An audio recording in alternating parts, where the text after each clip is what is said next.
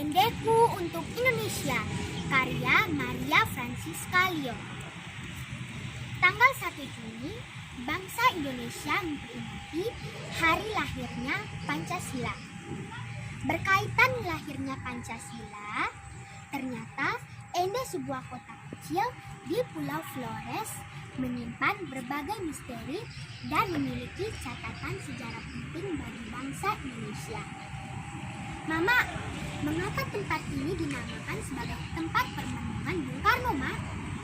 Begini, Nak, dinamakan sebagai tempat permenungan Bung Karno karena tempat inilah dibawa pohon sukun Bapak Soekarno merenung dan menemukan ide tentang Pancasila. Jadi, pohon sukun dan patung Bung Karno yang sedang merenung ini bukanlah kebetulan. Memangnya kenapa, Mak? Ceritanya panjang, Nak. Pada tanggal 28 Desember 1933, Gubernur Jenderal Belanda yang bernama De Jonghe memberikan perintah pengasingan Bung Karno ke Ende.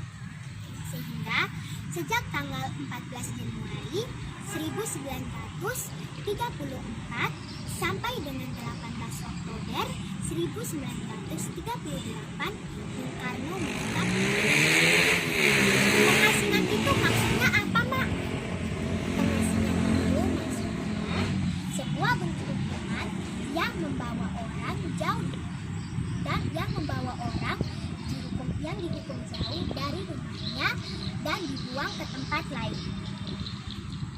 Lalu, apa hubungan pengasingan Bapak Soekarno ke Ende, Mak?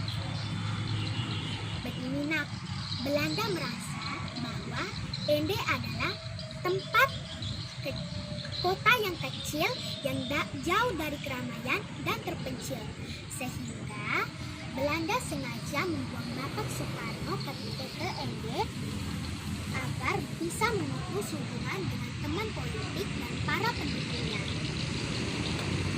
Belanda sangat takut jika Bapak Soekarno menetap di Jakarta, karena pada saat itu Bapak Soekarno dengan terus terang melakukan perlawanan dan memperjuangkan kemerdekaan Indonesia.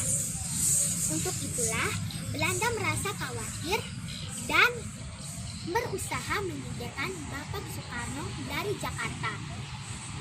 Akhirnya, Ende dipilih menjadi tempat pengasingan Bung Karno. Oh, begitu ya, Mak. Apakah tidak ada perlawanan dari Bapak Soekarno, Mak?